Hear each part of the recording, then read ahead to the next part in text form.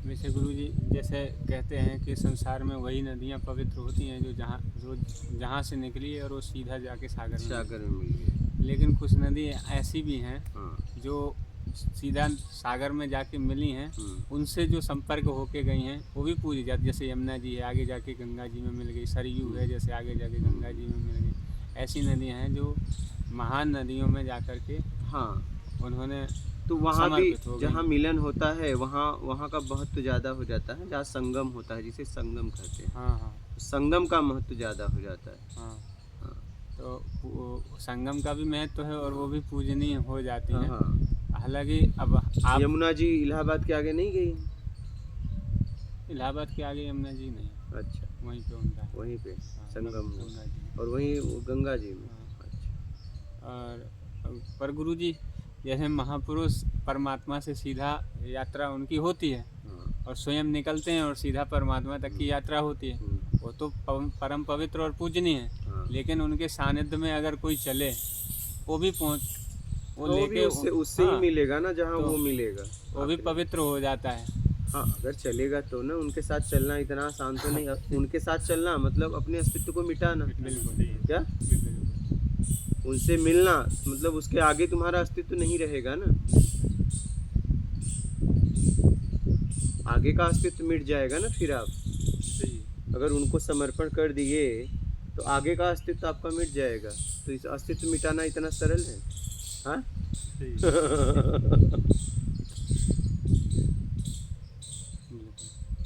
अस्तित्व, बनाया हुआ अस्तित्व इतना हमने राग द्वेष छल कपट चोरी बेईमानी चापलूसी मक्कारी धूर्तता पाखंड क्या क्या मैंने किया, तब जाके एक नए अस्तित्व का तैयार किया।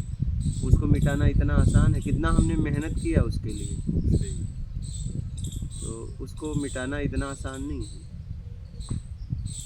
तो आप इसको जैसे आगे का अस्तित्व क्यों बोलते हो, हम इसको पीछे का बोलते हैं, आप आगे का क्यों बोलते हो? ये क्या करें? इस आगे का अस्तित्व को ऐसे थोड़ी मिटाया जाएगा। तो हम तो इसको पीछे का बोलते हैं, पीछे के अस्तित्व को ऐसे थोड़ी मिटाया जाएगा। आप आगे का बोलते हैं कैसे करें? हाँ, हम इसको पीछे का बोलते हैं, आप इसको आगे का बोलते हो, ये क्या चक्कर है? पीछे का कहाँ है? अभी आगे ही है ना, आप बनाए हो तो आगे का अस्तित्व है ना। अच्छा। पीछे का कहाँ है? जो हमारे जैसे पीछे, हम तो बोलते हैं हमारे पीछे का अस्तित्व है वो मिट जाएगा इसके अंदर। पीछे का अस्तित्व में तुम थोड़ी ना हो, आगे बनाने वाले अस्तित्व में हो। ये रोक दो।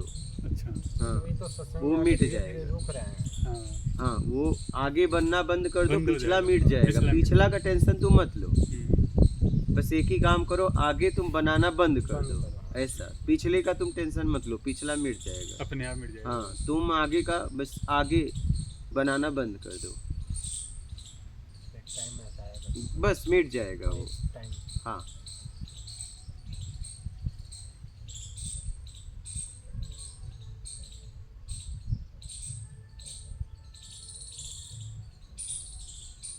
आगे आगे बनाना बंद करो, बस पिछला मिट जाएगा ना। परिवर्तन संसार का नियम है, यहाँ कुछ रुकता तो है नहीं, परिवर्तन होता रहता है।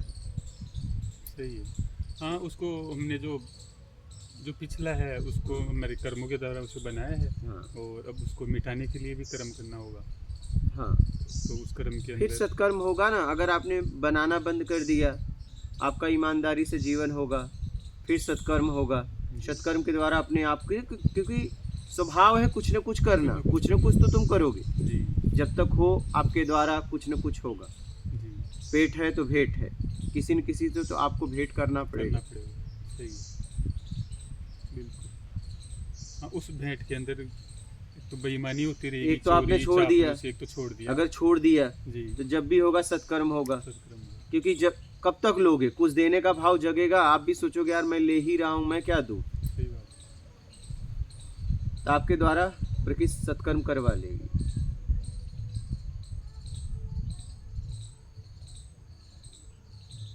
समझ रहे हैं? जी आप चाहो या ना चाहो, बस आप इतना पक्का कर लो कि बस अब कर्म करते हुए छल कपट चोरी बेईमानी चापलूसी मकारी धूर्तता पाखंड नहीं करूँगा। बड़ा छोटा बनने का त्याग कर दो, मान की इच्छा का त्याग कर दो, बस जीवन जियो, जीवन जीने के लिए कार्य करो। जितने में आपका उचित जीवन जी सके। जी हाँ, अपने को जीवन जीने के लिए भोजन चाहिए, रहने के लिए व्यवस्था और तन पे कपड़ा, बस यही चाहिए ज़िंदगी जीने के लिए। जितनी आपकी आवश्यकता है उसमें जियो। मान के लिए बस मत भागो, बस मान के लिए अगर तुम भागना बंद कर दो बात खत्म हो जाएगी। जी हाँ, और सब कुछ छोड़ना आसान है, मान की इच्छा छोड़ना आसान नहीं है, एक बात मैं आपको बता दूं। सही है। हाँ, ये बहुत खतरनाक है, बहुत मतलब बहुत। इसी में उलझे हो, जरा सा आपके विपरीत बात हुई तुरंत खड़े खड़े हो गए, तुरंत। जी हाँ, तब वहाँ कुछ नहीं देखते, सामने वाले की स्थिति नहीं देखते, परिस्थिति नहीं देखते, सब भूल जाते हो आप। जैसे ही मान का चक्कर आता है,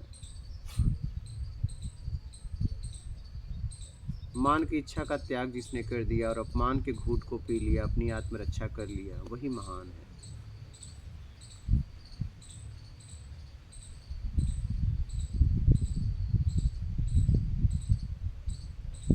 मान और स्वाभिमान, इनमें क्या अंतर है गुरु जी? मान मतलब हमें लोगों से बड़ा बनने के लिए मान चाहिए, बड़ा बनना, मैं इनसे श्रेष्ठ हूँ, मैं इनसे नीचे नहीं हूँ, तो ये मान की इच्छा है। और स्वाभिमान मतलब अपनी आत्मरक्षा करना, अपने आप को हर जगह रखना, पहले वो काम ही नहीं करना जिससे मेरा अपमान हो, और कोई अपमान करे तो उसे बर्दाश्त मत करो, उसे जवाब दो, क्योंकि मैं ऐसा काम ही नहीं कर रहा हूँ, जी मैं ऐसा काम नहीं कर रहा हूँ, अपमान वाला कार्य मत करो।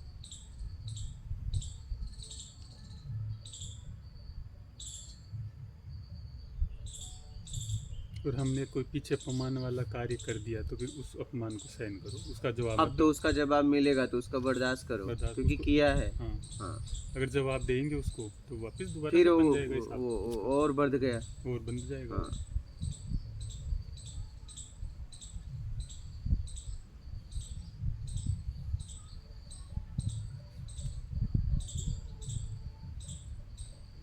स्वाभिमान मतलब हमेशा ईमानदार रहो, बस। जी स्वाभिमान तभी बच पाएगा। हाँ, बेईमानी करोगे स्वाभिमान नहीं बच जाएगा। बेईमान का कोई स्वाभिमान नहीं होता, बेईमान का बस मान होता है, स्वाभिमान नहीं।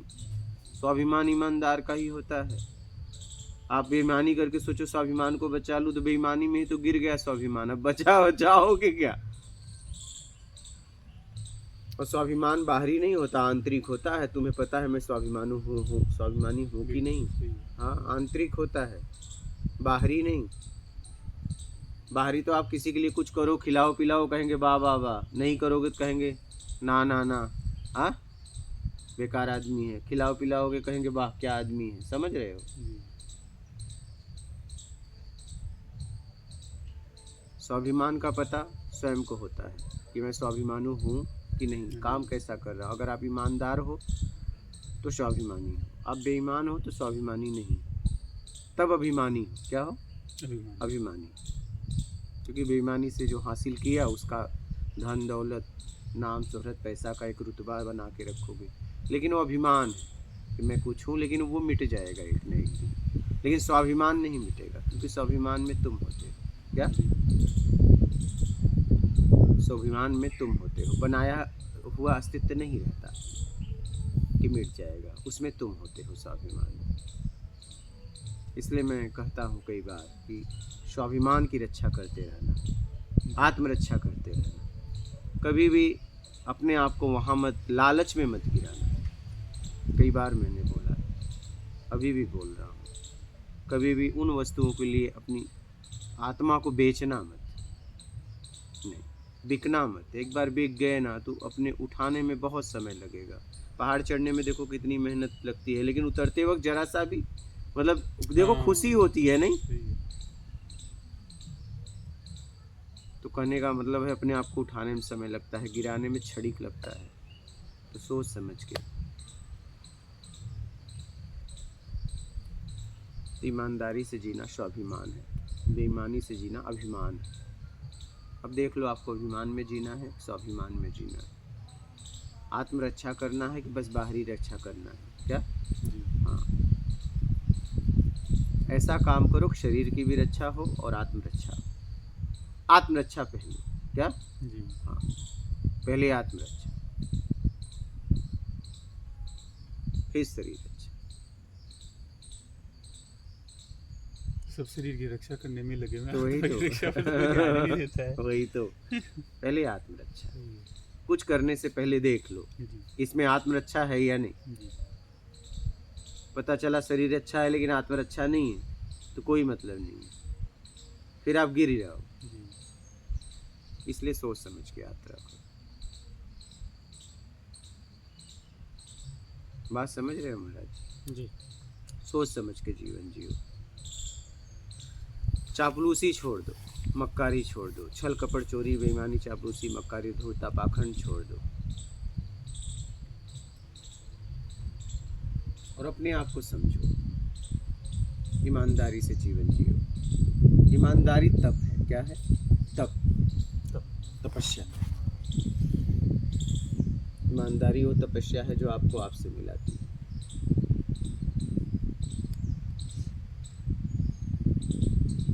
इसलिए ईमानदारी से जीवन जियो और कैसे भी अपना आत्मिक कल्याण करो।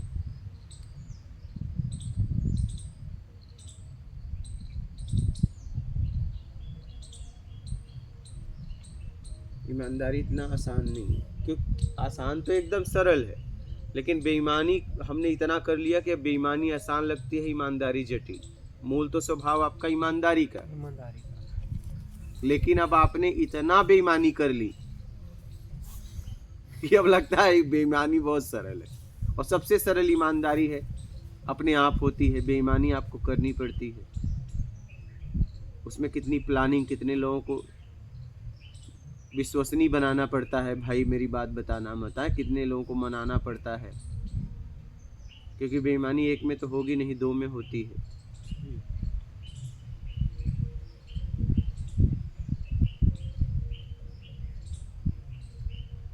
समझ रहे हो महाराज? जी। साधना, मेरा तो कहना है साधना की शुरुआत करने से पहले ईमानदारी सबसे जरूरत है। फिर कोई साधना करो चाहे मत करो, अगर ईमानदारी सत्कर्म अपना लिए तो मुक्ति से मोक्ष तक पहुंच जाओगे। क्या? आप कोई साधना करो चाहे ना करो, और ये नहीं कि दुनिया की कोई भी साधना कर लो आपका कल्याण नहीं होगा, आत्मिक कल्याण नहीं होगा, वही बाहर ऐसे भटकते रहोगे नाम शोहरत पैसे के चक्कर में। सर्वप्रथम पहले ये आपको अपनाना पड़ेगा शुरुआत में, तभी कुछ होगा।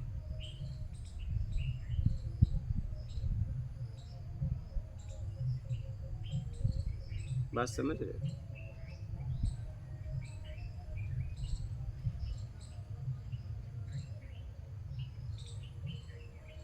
इसलिए जीवन को बहुत सोच समझ के जियो।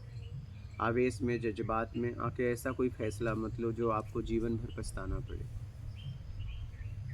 क्योंकि आपके पास समझ है, विवेक है, समझने की क्षमता है, बुद्धि है।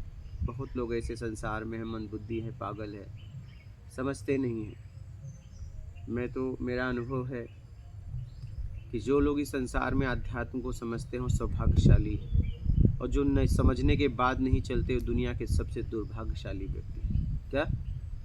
हाँ, बस शब्द लेके ढो रहे हैं लेकिन जीवन में उतार नहीं रहे हैं, आचरण में उतार नहीं रहे हैं, कर वही रहे हैं, बस शब्दों का उन्हें ज्ञान हो गया है लेकिन उसमें जीते नहीं। और कई साल बाद कहते हैं कि मैं इतने साल से अध्यात्म में हूँ लेकिन कुछ हुआ नहीं, कुछ ईमानदारी अपनाई, वो तो नहीं हो पा रहा है।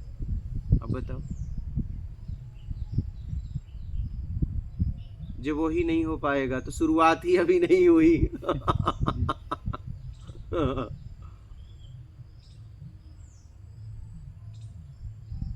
शुरुआत ही नहीं हुई,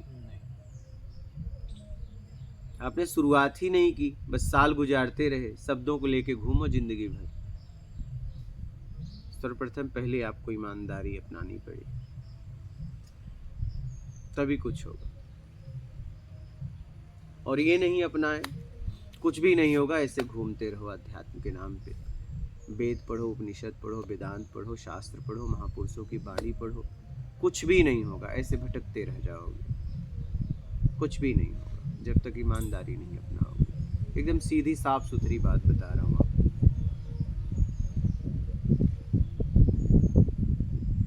तो सर्वप्रथम पहले जीवन में इसको अपनाओ, क्या, और फिर सत्कर्म में लगो, फिर कोई साधना करो, फिर अपने आप को समझने लगोगे। यही एकदम सरल रास्ता है। अच्छा, किसी भी कहीं से आ जाओगे, आना आपको यही पड़ेगा, शुरुआत आपको यहीं से करनी पड़ेगी, चाहे अभी करो चाहे कई साल बाद करो, वो आपके ऊपर है। नहीं, हाँ, ये बिना किए नहीं होगा, ये पक्की बात है। अब देख लो आपको क्या करना है, समझ रहे हैं? जी। बोलिए महाराज।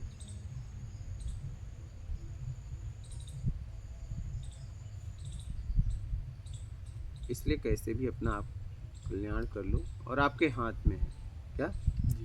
कल्याण करना या ना करना आप ही के हाथ में है। आप सोचो नहीं कोई मेरा कर देगा, नहीं। ऐसा होता तो जितने महापुरुष हुए, उपलब्धि हुए, जितने भगवान माने गए, वो सबको पूरी दुनिया को तार देते ना। नहीं, उनके साथ थे, वो सबको नहीं तार पाए, सबको सत्संग सुनाए, और उसमें एकाक ने प्रयास किया तो पहुंचा। इक्का दुक्का पहुंचे हैं आप देखिए, हाँ, बहुत कम है। तो आप समझ लीजिए कि बहुत समझ के चलना पड़ेगा, हाँ, बहुत समझ के। उनके पास तो भीड़ थी ना, सबको क्यों नहीं पहुंचा पाए? वो तो पहुंचे हुए थे, जिसने वहां प्रयास किया पहुंचे। कृष्ण के द्वारा कौन पहुंचे? अर्जुन पहुंचे, एक। सोचिए कितने लोग उनके साथ थे।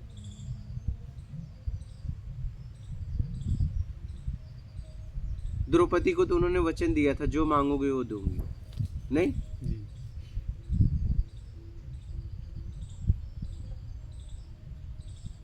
लेकिन जीवन भर में वही मांगते हैं जिसका हमारे जीवन में कोई मतलब ही नहीं है, क्या?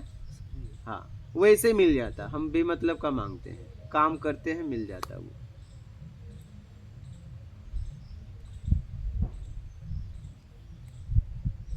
हम साधना करके वो मांगते हैं जिसका कोई हमारे जीवन में सार ही नहीं है।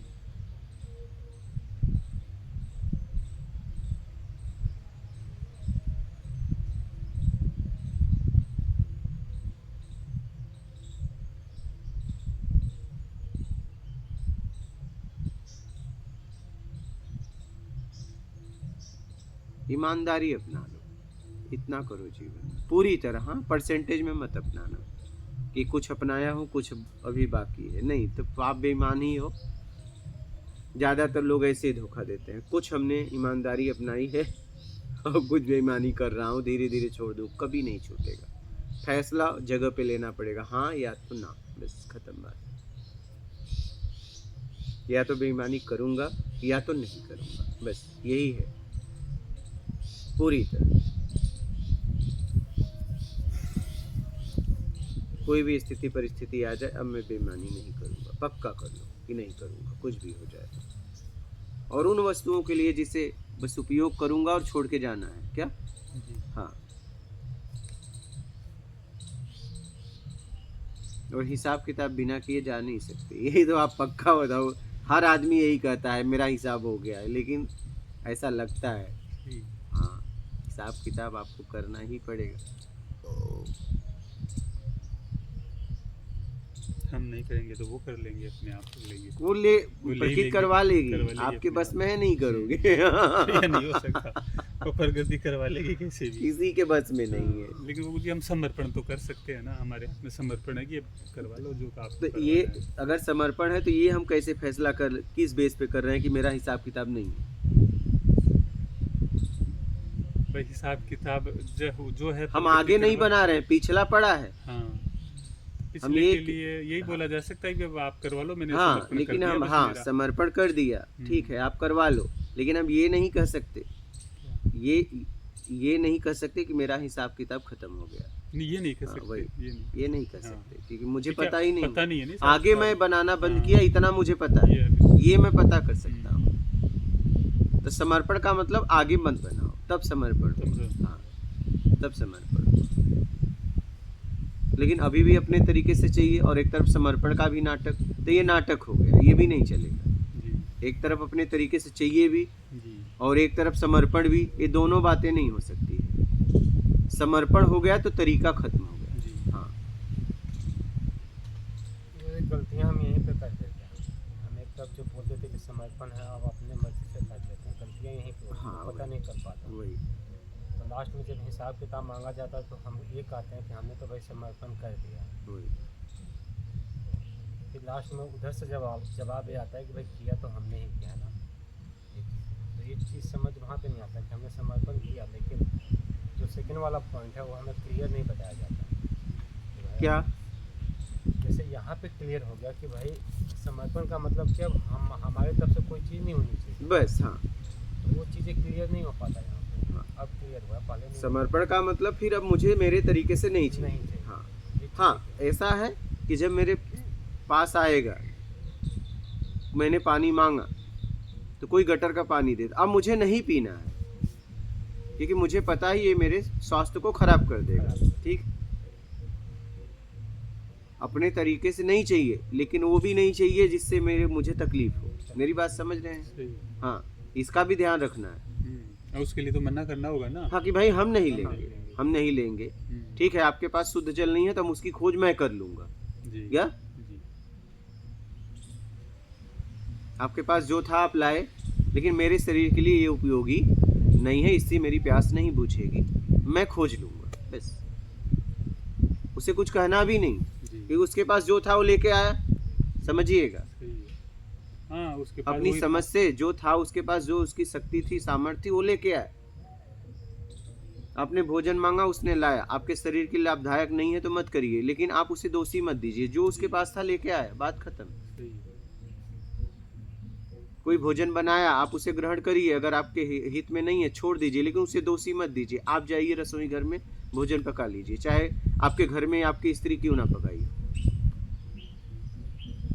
मेरी बात समझ रहे हैं? जी। हाँ, उसे तरीका मत बताइए। हाँ, उसमें कमी निकालने का बस, हमारा वही। अधिकार नहीं है, और कमी बताने का अधिकार बस। नहीं।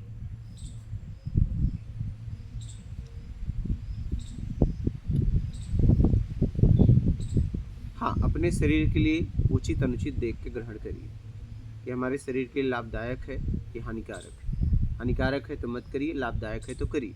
स्वाद में मत जाइए, पोषण में जाइए। क्या? पोषण में जाइए, स्वाद में मत जाइए।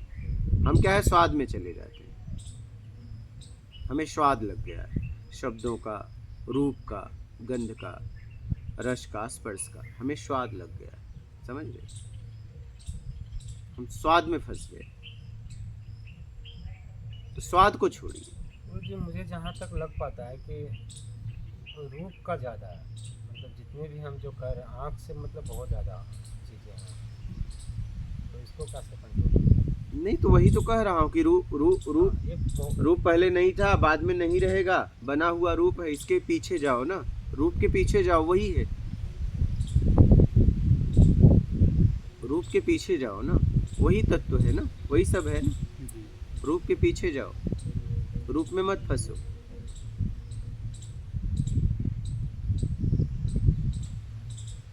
आप अपना काम देखो, काम हो रहा है कि नहीं। एक नल सोने का है, एक नल प्लास्टिक का। प्लास्टिक वाला टूटा फूटा है, उससे पानी आ रहा है, सोने वाले से नहीं आ रहा है, तो आपको लाभदायक कौन सा है? इसमें पानी आ रहा है। आपकी प्यास जो बुझाए। तो आप रूप में मत जाओ ना, रूप में जाओगे सोने में जाओगे, रूप अच्छा दिख रहा है लेकिन वो आपकी प्यास थोड़ी नहीं बुझा पाएगा। आप अपनी ज़रूरत देखो ना, आवश्यकता देखो ना, हमारी ज़रूरत किससे पूरी हो रही है, बस बात खत्म। सही है। बात समझ रहे हैं?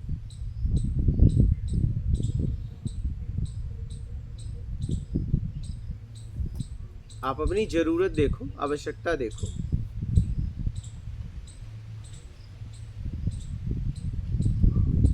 कि आपकी ज़रूरत कैसे पूरी हो रही है।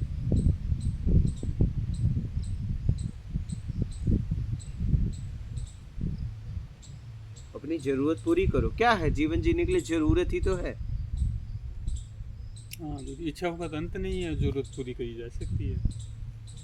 इच्छाओं का इसलिए अंत नहीं है, आपने योग्यता से ज्यादा इच्छाएं पैदा कर दी है ना, बात ये है। इसलिए फंस अगर आप अपनी योग्यता के अनुसार अगर इच्छा पैदा करते तब तो आप फंसते ही नहीं। सही है। आप हमेशा जरूरत से ज्यादा, योग्यता से ज्यादा पाने के चक्कर में फंसे हो। बात समझ रहे हो?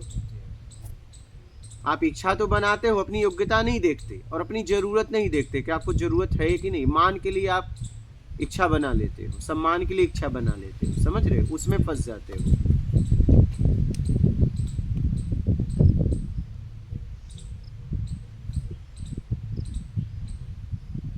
समझ रहे हैं? जी। इसलिए जीवन में सोच समझ के फैसला लो और सोच समझ के आगे बढ़ो। ठीक है, और कोई प्रश्न है?